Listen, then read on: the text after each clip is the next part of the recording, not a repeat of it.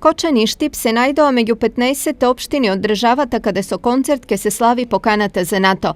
Двете општини се најдоа на владината агенда за прослава.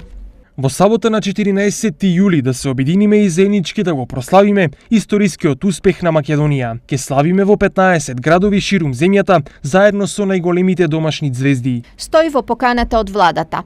Во Кочани предвиден е концерт на Лепи Джони, Баклава, Канкверинг Лајон, а во Štip Елена Ристовска и ДНК. Ова е голем успех за Македонија, постигнат со силна желба за подобра сегашност и иднина на нашите граѓани. Затоа ве повикувам сите заедно да се обединиме и да го прославиме овој историски успех за Македонија на голема граѓанска прослава.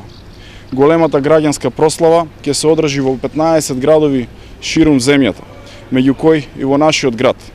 Ги поканувам сите штипјани, но и сите граѓани од овој регион утре вечер во 21 часот овде на плоштадот Слобода во Štip заедно да ги прославиме нашите успеси. Според СДСМ на последниот конгрес на НАТО што се одржува во Брисел, Македонија го пишува својот дел од историјата.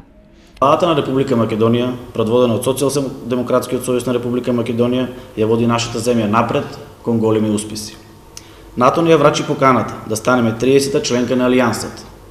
Ова е покана за полноправно членство во Водечкиот сојуз за мир и безбедност на меѓународната сцена. Нашите партнери и пријатели денеска ни оддадоа признание.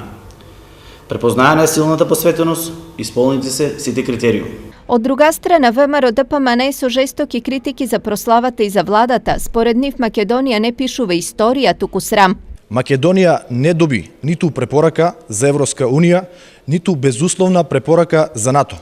Но и покрај ова, и покрај депресијата која што владее, поразите, криминалите, како и коруптивните скандали на дневна основа, владата на СДС одлучи да троши народни пари, организирајќи скапи, еуфорични прослави, за да се представат лошите предавнички политики како победи. Во меѓувреме, членовите на групата Канкверинг Лајон, кои треба да настапат во Кочани, излегоа со пост во кој тврдат дека кога го потпишувале договорот за настап, воопшто не знаеле во чија чест ќе пеат.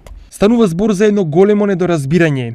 Не добивме никаква информација дека ќе се настапува во чест на славие за НАТО или ЕУ. Едноставно дека станува збор за културен настан на кој ќе настапуваат повеќе артисти низ повеќе градови во Македонија без присуство на политички странки, говори, пропаганден материјал и слично.